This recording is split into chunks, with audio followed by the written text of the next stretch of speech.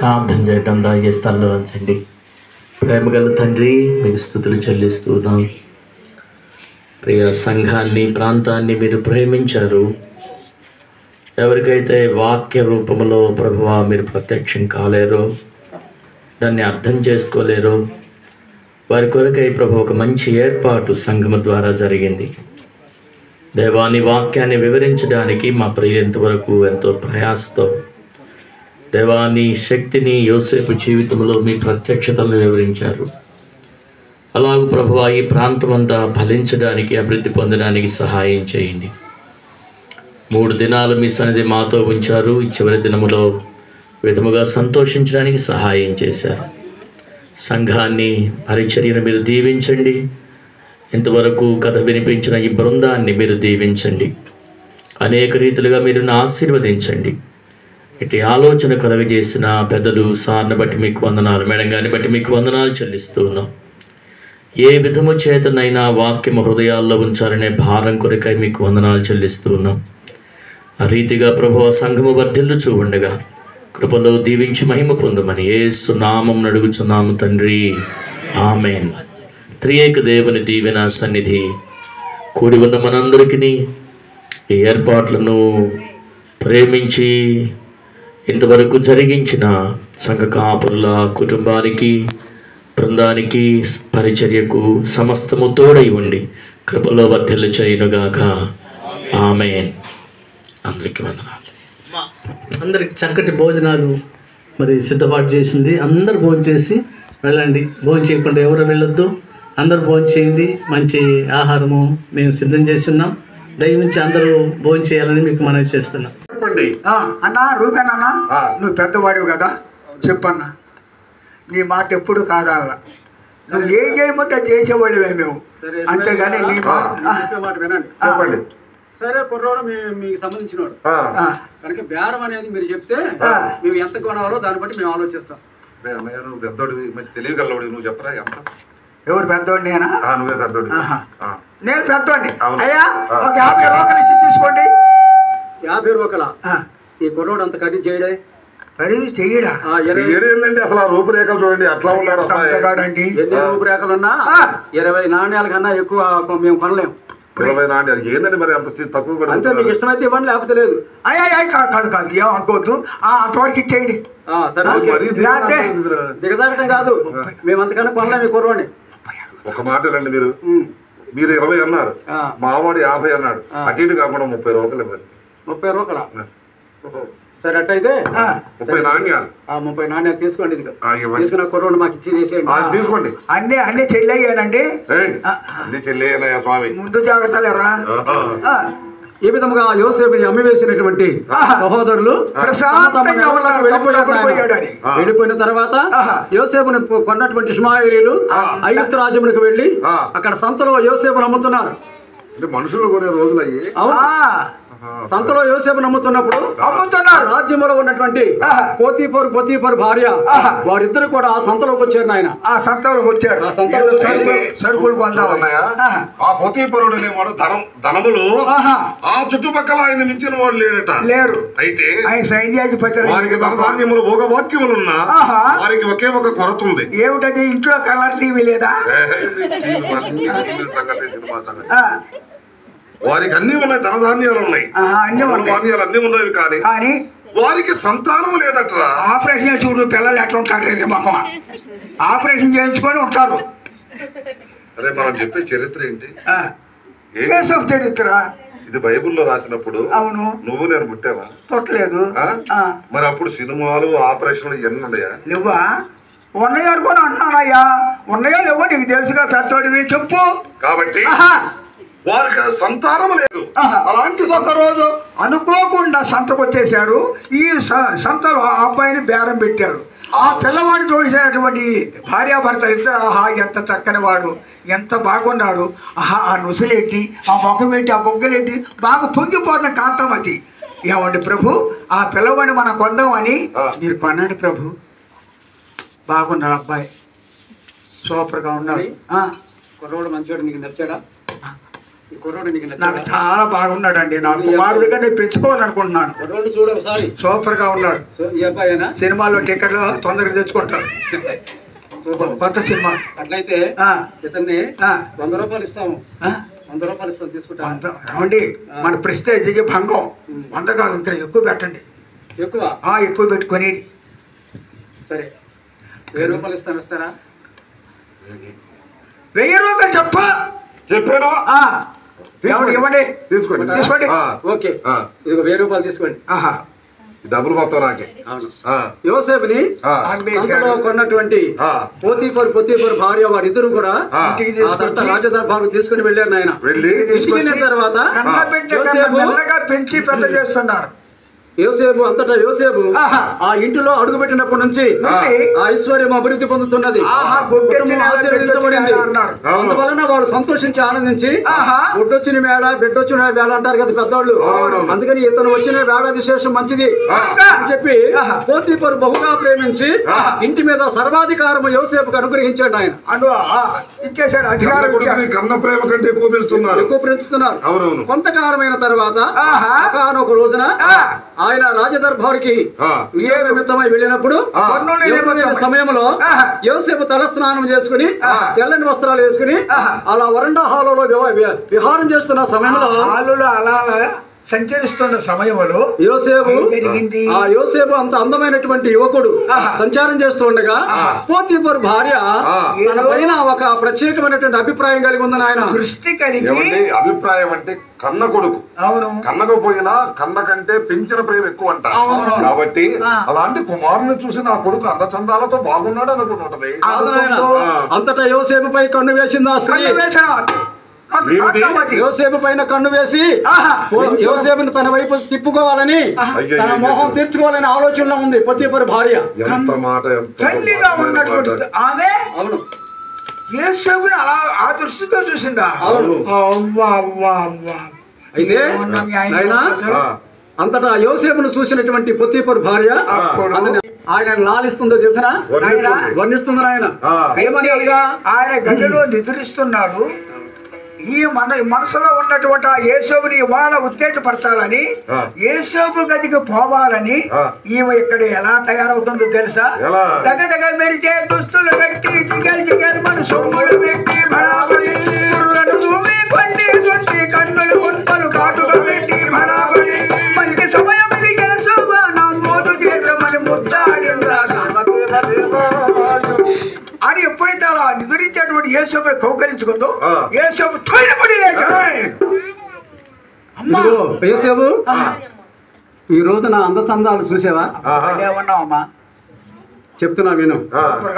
యోసేపు నా మోహం తీర్చేవంటే, నా కోరిక తీర్చేవంటే ఈ సామ్రాజ్యానికి నేను అధిపతిని చేస్తాను. అవును, ఇదిగో యోసేపు, నీ మీద ఉన్న ప్రేమ మమకారం చేత మక్కువ చేత నిన్ను నేను ఎంతగానో ప్రేమిస్తున్నాను. ఎంతనగా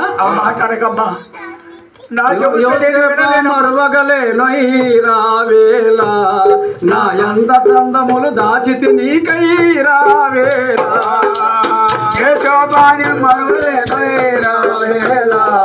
నా అంద చందములు దాచితి నీకై రావేలా ముద్దులవాడ మోహన రూప ముద్దులవాడ మోహన రూప రావేలా నవ్వులలో రాలు సరాగాలు రాగమయ రతనాలు నీ నవ్వులలో సరాగాలు రావేలా నా అంద చందములు దాచితి నీకై రావేలా ప్రేమ మీరగా పిలుచుచుంటిని రావేలా ప్రేమ మేరగా తిరుగుతుంటేనే రావేలా చూసి కను సైగ చేసి తినోయి రావేలా రావేలా మరువగలేమో రావేలా నా అంద చందములు దాచితి నీకై రావేలా. ఏదో ఒక లాడించి పాలిస్తూ ఉండగా అప్పుడు యోసేపు ఏమంటున్నాడు అయ్యా ఆమెతో? అమ్మా అమ్మరో నాయమ్మ నా పాలి దైవమా నీతి నిన్నడు తప్పనమ్మా అవినీతి కథ రొప్పనమ్మా అమ్మరో నాయమ్మ నా పాలి దైవమా నీతి నిన్నడు తప్పనమ్మా అవినీతి కసలొప్పనమ్మా నిన్న పాలు నేనగుదును నిన్న పాలు నేనగుదును పదకాలము వచ్చును సాధన కాలము వచ్చును అమ్మరో నాయమ్మ నా పాలి దైవమా నా మాట వదలుంచవమ్మా నా మాట వదలుంచవమ్మా. యేసవు ఏం మాట్లాడుతున్నావయ్యా? యోసేపు ఏమిటి? అమ్మ అమ్మ నేను నీకు తల్లినా, నీవు నాకు కుమారుడవా? ఇది ఎలా సాధ్యపడుతుంది యోసేపు? నేను బహుగా ప్రేమిస్తున్నాను కదా. అదేమిటమ్మా, నేను కన్న తల్లి కంటే నిన్నగా నిన్ను చూస్తుంటే నా మీద ప్రేమ అంటున్నావు, ఇది నీకు న్యాయమా తల్లి? అయితే నేను చెప్పేది సావధానంగా విను. ఏమిటమ్మా? తల్లి తల్లి అని తప్పుకొనుటెందుకు తల్లినెట్లయ్యాను నేను, నీకు తల్లినెట్లయ్యాను నేను. తల్లి తెల్లంటావు తప్పుకొనుతుంటావు తల్లినెట్లయ్యాను నేను, తేట తెల్లంగా తెలుపు నాతో 10 నెలలు నేను మోసిన పాలిచ్చి నిలిచిన ఉయ్యాల బట్టి ఊగినా హాయని జోలపాడానా. తల్లి తల్లి అని తప్పుకొనుటెందులకు తల్లినెట్లయ్యాను నేను. తల్లి తెల్లంటావు తప్పుకొనుతుంటావు తల్లినెట్లయ్యాను నేను, తేట తెల్లంగా చెప్పు నాతోను. నిన్ను 10 నెలలు మోసి కన్నానా, 10 లింగ పాలిచ్చానా, జోహాయని జోల పాడానా, నేను నీ తల్లిని ఎట్లా అవుతాను అనుకున్నావు? ఇదిగో యేషోబు, నీవు అందంగా ఉన్నావు కాబట్టి రొక్కమిచ్చి కొనుక్కున్నాను, కాబట్టి నీ అంద చందాలు చూసి నా మోహము ఆపలేకపోతున్నాను. అమ్మా రావయ్యా, ఒక్కసారి నన్ను ప్రేమించావా? అవును. నన్ను ప్రేమించావా? అవును. ఎలా ప్రేమించావు? అవును, నిన్ను చూసి నీ అంద చందాలు చూసి. ప్రేమ అంటే రకాలు ఉన్నాయమ్మా. కొట్టినా కరుణించు ప్రేమ, తిట్టినా దీవించు ప్రేమ, ఎన్నైనా భరించు ప్రేమ, డంభమే లేనిది ప్రేమ, డంభమే లేనిది ప్రేమ, మచ్చరా పరకమ్మ మర్యాద ఘనంతకాలుండు ప్రేమ. అమ్మరు నాయమ్మ నా పాలి దైవమ్మ నీతి నా మాట పాటించవమ్మా. చూడమ్మా, నేను తీర్చలేనమ్మా అని చెప్పగా ఆ మాటలు విన్నటువంటి యోసేపు, ఈ మాటలు విన్నటువంటి యోసేపు దైవధ్యానము దేవుని ప్రేమించిన భక్తుడు కనుక అలాంటి పాపానికి ఒడిగట్టుకోకుండా తల్లి తండ్రి గురువు దైవం అనే పెద్దలు చెప్తారు కదా, కనుక అందుకనమ్మా ఆపద కాలం వస్తుంది కనుక నేను ఇలాంటి పనులు నేను చేయలేనమ్మా. మాట్లాడి నాకు వద్దయ్యా, నా కౌగలించుకు, నా మోహాన్ని తీర్చు. నేను ఈ రాజ్యంలో మొత్తం ఏం కావాలంటే అవి రాసిస్తాడు. రాయేసేపు నాకొద్దు. ఎంత అందం ఏమి చేసుకుంటాను అని ఆ రకంగా ఉడికిస్తుంది యేసేపుని. గమనించాడు యోసేపు దగ్గరుంటే ఏమైనా చేస్తుందని చెయ్యను కనుక అందుకని ఆ తల్లి సమయం కోసం వస్తున్నాడు నాయన. ఆపద కాలంలో ఆ దేవునికి నేను ద్రోహం చేసిన వాడిని అవుతాను. అంతటా యోసేపు మెల్లిగా ఆమె చేతుల నుంచి తప్పించుకోవడానికి తన చేతిలో ఉన్నటువంటి శాల్వాను ఆమె చేతులు వదిలేసేసాడు. వదిలేసి పరుగులు ఎత్తుకున్నాడు నాయన. అతను జరిగిందని పారిపోతున్నావేమో, నీ పై వస్త్రం నా చేతిలో ఉన్నది, ఇది చాలు సాక్ష్యానికి. అమ్మా, నా పైనటువంటి చాలువ నీకు దొరికిందని అనుకుంటున్నావు. నా ప్రాణం పోయినా నాకు బాధ లేదు. ఈ పాపానికి నేను వడిగట్టనమ్మా. ఈ పాపం వద్దు, నీ ప్రేమ నాకు వద్దు. ముందు నా మోహం తీరుస్తావా లేదా? నా వల్ల కాని పని. అవును అవును. రాని మీ నాన్నగారు వచ్చిన తర్వాత నా విషయం మొత్తం చెప్పి నిన్ను ముక్కలు ముక్కలుగా నరికించకపోతే నా పేరు కాంతామతే కాదు. నా ప్రాణము పోయినా సరే నాకు నేను ఆ పని చేయను. ప్రాణెవరు కావాలి? అంతటా యోసేపు ఆమె చేతిలో పైవస్త్రం విడిచిపెట్టి నగరము దాటి పరుగులెత్తుతున్నాడు నాయన. అంతటా ఆమె ఇది గమనించి ఎలాగైనా ఈ నింద నా మీదకి వస్తుందని గమనించి ఆమె వెంటనే తల వెంట్రుకలు విరబోసుకొని జాకెట్ చించుకొని ఆమె కుక్కు మంచంలో పడి మూలుగుతూ ఉన్నటువంటి ఇదే సమయంలో గ్రామాంతరం వెళ్ళినటువంటి పొద్దుగారు ఇంటికి చేరుకున్నాడు. ఇల్లు చేరినటువంటి ఆ భార్యను చూశాడు. భార్యను చూసి ఆ భార్య ఏమంటుందో తెలుసునా తన భర్తతో, యోసేపు నన్ను ఎంత మోసమో చేయదూసినాడు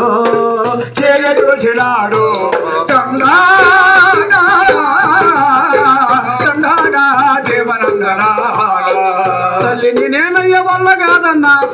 లేదన్నాడా తప్పు లేదన్నాడు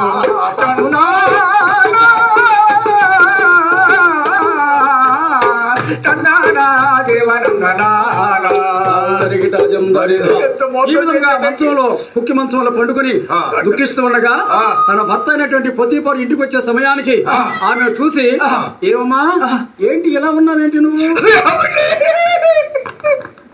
నేనేం చెప్పానండి నా నోటితో నీకు చెప్పాలంటే నా ప్రాణం పోతుందండి అవును ఎంత ఘోరం చేశాడు కన్న బిడ్డలాగా పెంచుకున్నట్టే ఏసేపు కామంతో కళ్ళు మూసుకుపోయి రతికెళ్ళి రమ్మని నా బొడలంతా రెక్కి పెట్టినాడండి ఆ దుర్మార్గుడు నన్ను చంపుతానన్నాడండి కాబట్టి వాడి పీడ వెరగడి చేయండి వాడు ఎలాగనే ఉంటే ఒంటరిగా నేను ఇంట్లో ఉంటే నన్ను ఏమైనా చేస్తాడు వాడి ముక్కలుగా నరకండి నా కసి తీరిపోతుంది ఆ మాటలు ఉన్నటువంటి పొతీఫరు ఏమనుకున్నాడయ్యా అట్టి మాటలు విన్న రాజు అగ్గిపిడికాయ బగ్గుమనిత పట్టి మేసం పట్టి దువ్వాడా యెహోవా దేవా పట్టి మేసం పట్టి దువ్వాడా యెహోవా దేవా ఒప్పనంటే ఒప్పనన్నాడా యెహోవా దేవా ఒప్పనంటే ఒప్పడాలని బాగుశాడా పచ్చరాజుడు బాగునన్నాడా యెహోవా దేవా పచ్చరాజుడు సేవనన్నాడా యెహోవా దేవా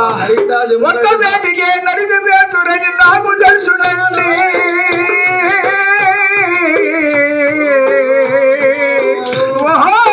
కుక్కను పట్టుకు బంజన కర్ర ఖైదులు వేయండి నాథా మీరు అనుకున్నంత పని చేస్తారు అలాంటి వాడిని కొట్టడానికి మీలాంటి శబ్దవంతులు వాడిని చంపటమా అది నాకు ఇష్టం లేదండి వాడి జైల్లో వేసి వాడి మతం అణిగిపోవాలి వాడు సర్వనాశనం అయిపోవాలి అంటే వాడి జైల్లో వేయండి అప్పుడు కన్నా మారకపోతాడా నా మాటకు నమ్మకమని భయపడవద్దు యోసేపుని పట్టి బంధించి చెరసాలలో వేయమని ఆజ్ఞాపించాను యోసేపుని పట్టి బంధించి చెరసాలలో వేసి ఉంటారు అంతటా యోసేపు చెరసాలలోనికి వెళ్ళిన చెరసాలలో వేసిన తరువాత దేవుని యొక్క అనుగ్రహాన్ని పొందినవాడు కనుక చెరసాలలో ఉన్నటువంటి యోసేపు ఆ చెరసాలలోనే పానదాయకులు భక్షకారులు ఇద్దరు కూడా మనలో చెరసాలలో వేశారు ఆయన ఉన్నారు యోసేపు పానదాయకులు భక్షకారులు ముగ్గురు కూడా చెరసాలలో ఉన్నారు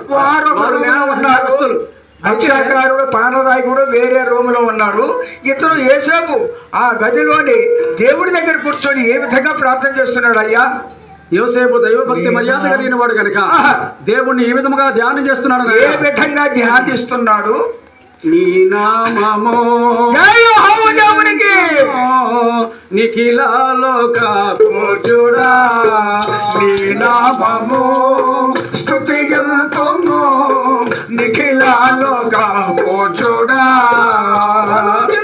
నీ సేవనే చేతునయ్యా అనుదినము నీ సేవనే చేతునయ్యా నీ నామము స్తుతియంతును నిఖిలలోగా పూజుడా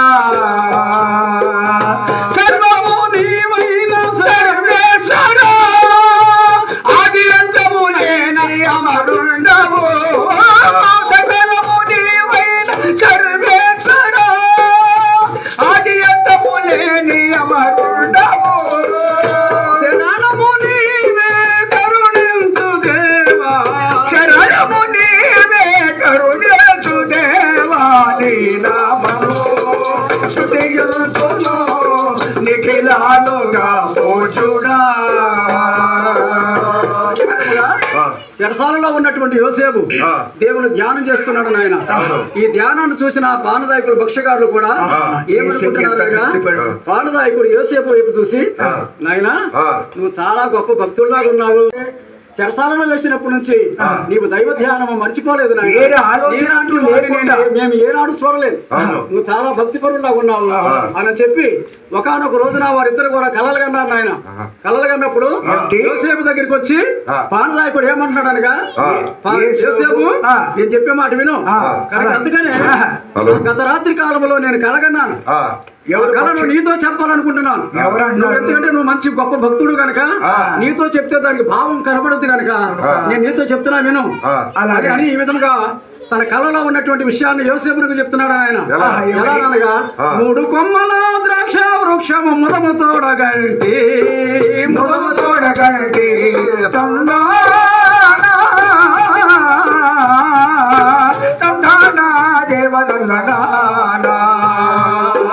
పండ్లు పండ్లగా వాటి రసమనే పాత్రలోన పిండి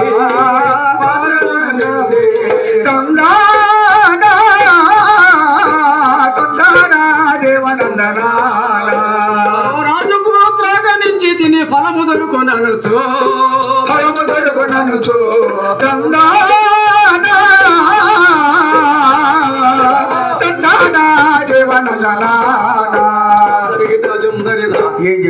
యోసేపు గత రాత్రిలో కలగన్నాను. ఆ కల ఏమనగా 3 కొమ్మల ద్రాక్ష వృక్షము, దానికి పండ్లు పండగా వాటి రసమున పాత్రలో పిండి ఫరో రాజు గారికి తాగనిచ్చాను. ఇదే నాకు వచ్చిన కళ అని చెప్పుతుండగా ఈ మాటలు విన్నటువంటి భక్ష్యకారుడు కూడా ఆ రాత్రి కలగని యోసేపుతో, నాయనా యోసేపు, నేను తప్పుగా భావించాను నాయన, నువ్వెంత గొప్పవాడమని నాకు తెలియదు, నన్ను క్షమించి నేను కూడా గత రాత్రిలో కలగన్నాను, ఆ కలగ భావం చెప్పు యోసేపు అన్నప్పుడు ఆయన ఏ విధంగా చెప్పుచున్నాడు నాయన. గంప మీద గంప, గంప మీద గంప, 3 గంపలు, పైన గంపలో పర్వ భోజనాలు ఉన్నాయి. నేను ఎత్తుకొని పోవచ్చుండగా ఆకాశ పక్షులు తనుకుని వెళ్ళిపోయినాయి, ఇదే నేను కన్నా కళ అని చెప్పాడు. అప్పుడు యోసేపు ఆలోచన చేసి వారికి ఏమని చెప్తున్నాడు అనగా, నాయన బాణనాయకురావు, నేను చెప్పే మాట విను. 3 రోజులైన తర్వాత మహారాజు జన్మదినం వస్తుంది.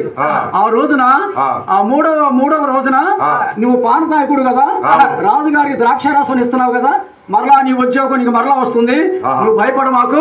నీవు దేవుడి సన్నిధికి వెళ్ళినప్పుడు, రాజు సన్నిధికి వెళ్ళిన తర్వాత నన్ను జ్ఞాపం చేసుకో. చెప్పే మాట చెప్పండి. నీవు చెప్పినటువంటి కళ ఏమనగా గంప మీద గంప, గంప మీద గంప, 3 గంపలు, 3 గంపలు అంటే 3 దినాలు.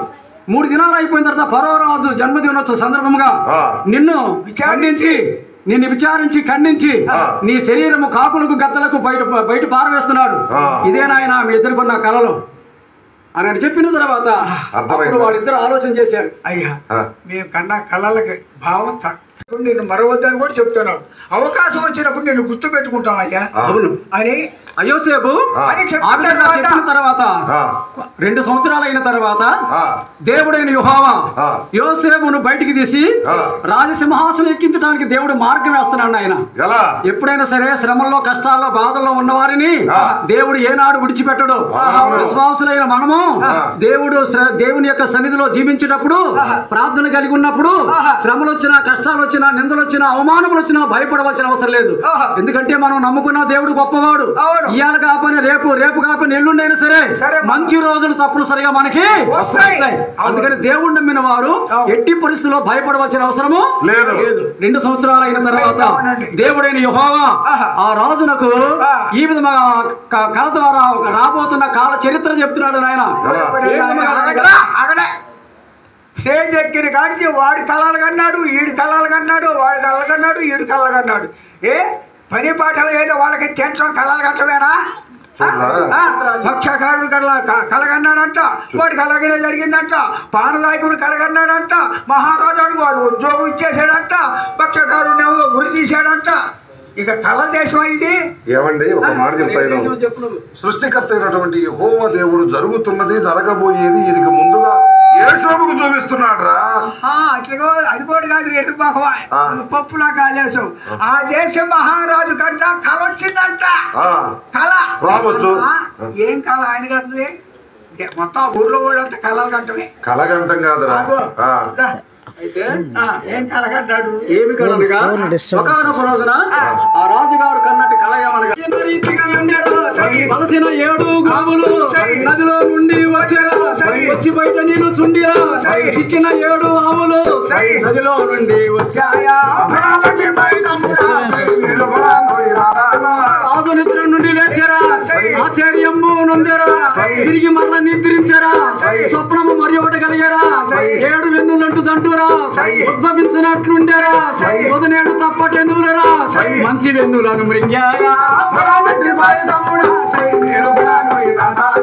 రాజు నిద్ర నుండి లేచారా, ఆశ్చర్యము నొందెరా, మంత్రులను పిలిపించారా, శాస్త్రులను రావించారా, కన్నటి కళలను చెప్పారా, వాటి భావం అడగోరేనా.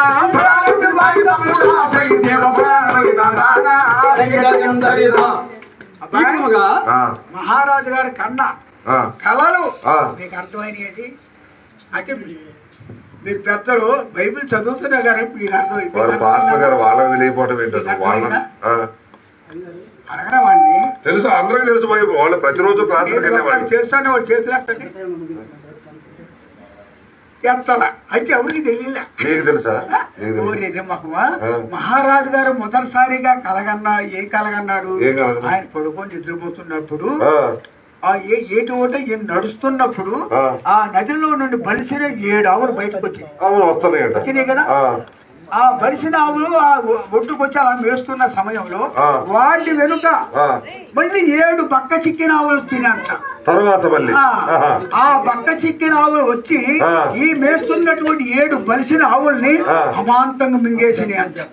బలిసిన ఆవుల్ని బక్క చిక్కిన ఆవులు మింగేసినాయి. తర్వాత సరే ఏంటి ఎలా కలొచ్చింది అని ఆయన సమర్థించుకొని మళ్ళీ నిద్రించాడు. ఆ నిద్రించిన సమయంలో ఇంకో కలగన్నాడు. ఏమిటా కళ? ఒకే గంటకు 7 కంకులు పుట్టింది. అవును, 7 బలమైన కంకులు. ఆ తర్వాత నాలితూలినటువంటి కంకులు 7 పుట్టి ఇంకొక దంటుకి. ఆ నాలితూలినటువంటి ఆ 7 కంకులు ఈ బాగా పరిచినటువంటి ఈ కంకులు 7 మొత్తాన్ని మింగేసినాయి అంట. పక్క చెక్కిన వాళ్ళేమో బలమైన ఆవులను మింగేసినాయి. బక్క చిక్కిన ఆవులు ఈ తాడు కంకులు వచ్చి మంచి కంకులు మింగేసినాయి. ఈ కళకు అర్థం ఏమిటి? అర్థం కాకనే జనం అంతా అల్లాడిపోతుంది. చెప్పాలంటే ఎవరు చెప్పాలి? ఎవరు? ఆ గ్రామంలో ఉన్న మంత్రులు తెలిసినటువంటి వారిని మొత్తాన్ని కూడా పిలిపించారు. అలా పిలిపించి ఎవరికి చెప్పిన ఈ కళభావం ఎవరికి చెప్పలేకపోయారు. అయితే అప్పుడు విన్నా అటువంటి బాలనాయకుడు అన్నాడు, మహారాజా ఈ కళకు సరైన సమాధానం చెప్పాలంటే మన చెరసాలలో ఉన్న యశోబే దీనికి కారణం. అవును, అంత నైపుణ్యం కలిగిన వాడా? అయితే మా కళల గురించి చెప్పినటువంటి మహనీయుడు అంత భక్తిపరుడు యేషోబు. కాబట్టి అతను చెప్పినట్టే నాకు ఉద్యోగం ఇచ్చారు, భక్ష్యాకారణం వృద్ధి తీశారు. అది ఆయన చెప్పిన విషయం. అది కాబట్టి ఆయన తక్షణం పిలిపించాలి. మన చెరసాలలో ఉన్న యేషోబుని పిలిపించండి. యేషోబుని ప్రవేశపెట్టండి. అంతటా యోసేపుని రాజదర్బారుకు పిలిపించారు ఆయన. అందరు కొలువుదీరు ఉన్నారు. ఆ కొలువుదీరు సభలో యోసేపునికి తలక్షవరం చేయించి తెల్లని వస్త్రాలు ధరింపజేసి రాజ సమక్షానికి తీసుకుని వచ్చారు. రాజ సమక్షంలో ఉన్నటువంటి యోసేపు రాజుగారి ముందు నిలబడ్డాడు. అప్పుడు అంటున్నాడు, అయ్యా యోసేపు అంటే మీరేనా? నా పేరేనండి. నీ పేరేనా? మంచిది. అయితే నువ్వు కళల భావాన్ని చక్కగా చెప్తావని పానదాయ కూడా నాకు చెప్పాడు. నేను చెప్పలేదండి, దేవుని చిత్తం, ఆయన చిత్తం ప్రకారమే జరిగింది. అవునవును. అందుకనే నేను కన్నటువంటి కళను నీకు నేను వివరిస్తున్నాను. దాని ప్రకారంగా నువ్వు ఏం చెప్తావో చెప్పు, చెప్పిన దాన్ని చేస్తాను. చిత్తం ప్రభు, వివరించండి. అవును. అయితే నేను నది ఒడ్డున నడుస్తుండగా బలసిన 7 గోవులు వచ్చినాయి. వాటి వెనక మళ్ళీ బక్క చిక్కుని వచ్చినాయి. బక్క చిక్కుని 7 గోవులను మింగేసినాయి. తర్వాత ఒక దంటుకి 7 వెన్నెలు వెళ్ళినాయి. ఒకటి అందులో పీల వెన్నెలు మంచి వెన్నెలు మింగేసినాయి. ఇది యోసేపు నేను కన్నటువంటి కళ. ఇక్కడ తక్కువ టమారా గజకర్ణ గోకర్ ఇంద్రజాల మహేంద్ర రాజ్యాల విద్యలు కలిగిన వారు చాలా మంది ఉన్నారు. ఎవరు కూడా చెప్పలేకపోయారు ఆయన. కనుక నువ్వు గొప్పవాడు అని తెలిసింది. అయితే దీని భావం చెప్పు యోసేపు. నా రాజ్యంలో సింహాసనంలో 2వ సింహాసనం నీకు సీటుగా ఇస్తానని చెప్పి అని ఎప్పుడైతే మహారాజు గారు చెప్పాడు, వెంటనే ఆ యోసేపు దేవుడు ప్రార్థించి, దేవా ఈ మహారాజు గారికి వచ్చిన కళల భావాన్ని నా నోటి ద్వారా వారికి వివరించమని ప్రార్థిస్తున్నారు తండ్రి చెబుతున్నాడు. అంతటా యోసేపు దేవుడిని ప్రార్థన చేసి, రాజా చెప్తున్నా సావధానంగా విను. కళలో కన్నా 2 సంగతులు గలుగునకే భావం, గలుగునకే భావం,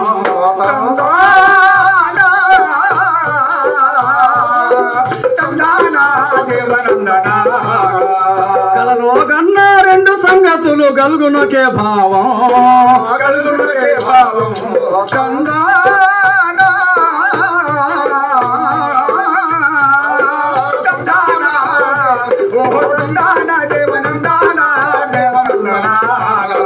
పంట మెండుగా పండు నండి మంచి వర్షం మొలయందు, వర్షం మొలయందు,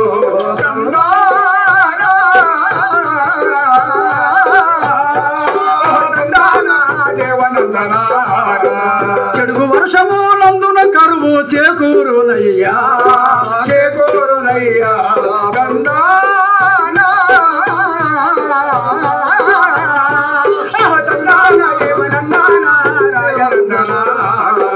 కళల భావమీ లాగునున్నది కలత ఎందుకయ్యా కలతకెందుకయ్యా తందానా తందానా దేవనందనా.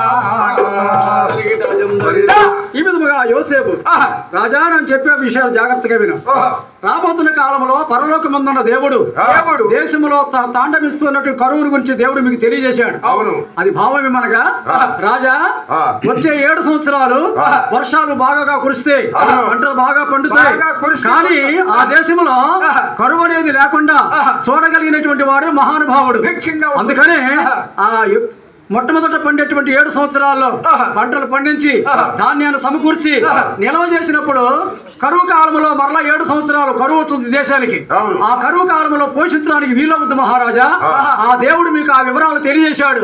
ఆ మాట విన్నటువంటి రాజు ఆనంద భరితుడై యోసేపుని ఆ తర్వాత బంగారపు గొలుసు పూలమాలకి మెడగవేసి రథం పైన ఊరేగిస్తూ దేశమంతా ఊరేగించి యోసేపు మహారాజుకి యోసేపు మహారాజుకి యోసేపు మహారాజుకి యోసేపు మహారాజుకి అని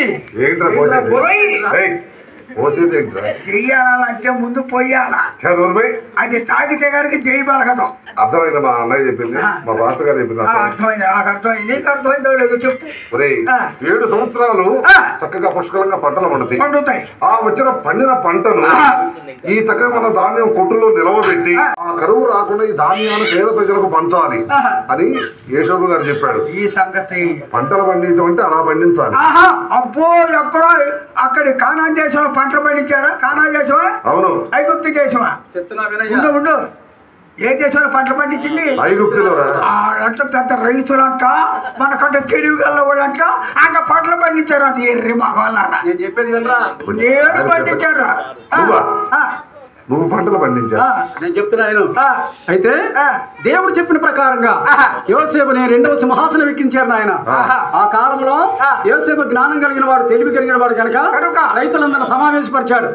ఓ ఈ రైతులారా, రాబోతున్న కాలంలో మన దేశంలో కరువు తాండవించడానికి సిద్ధంగా ఉంది కనుక మీరందరూ కూడా కలిసి నా మాట ప్రకారంగా ఈ సంవత్సరంలో మీరందరూ చేలని దున్ని చక్కగా నీళ్లు పెట్టి ఆ తర్వాత దాంట్లో నారు వేస్తే మంచి పంటలు పండుతాయి కనుక ఈ వాస్తవాన్ని మీరు తెలుసుకుని మన దేశాన్ని రక్షించుకోవాలంటే ఇదే మార్గం అని చెప్పాడు.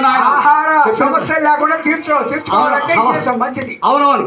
అయితే రైతులందరూ కూడా సంసిద్ధంగా సంతోషంగా ఆనందంగా ఉండి ఎలా ఉన్నారు నాయన? ఏ విధంగా వెళ్తున్నారయ్యా? కురిసెరా తొలకరి ఓరన్నా కోటేరు వెయ్యరా రైతన్నా, నీటుగా తలపాగా జుట్టి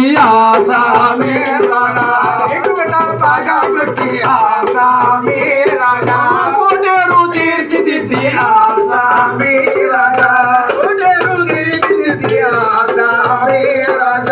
ఉన్నవయ్యా బీడు భూములు ఆసామి రాజా, పండించు అధిక పంటలు ఆసామి.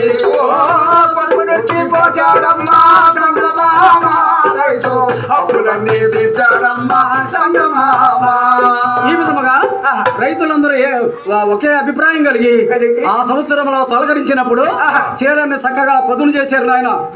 అవును, దున్నారు. దున్నిన తర్వాత దమ్ము చేశారు.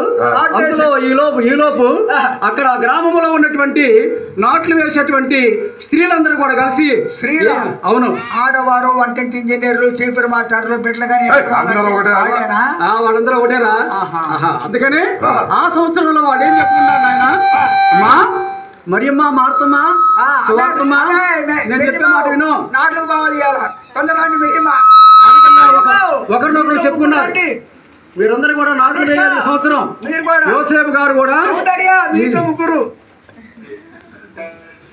అయ్యా స్త్రీలందరూ ఒకే ఉమ్మడిగా మాట్లాడుకుని ఆ సంవత్సరం నాట్లు వేయడం ప్రారంభం చేశారు నాయన.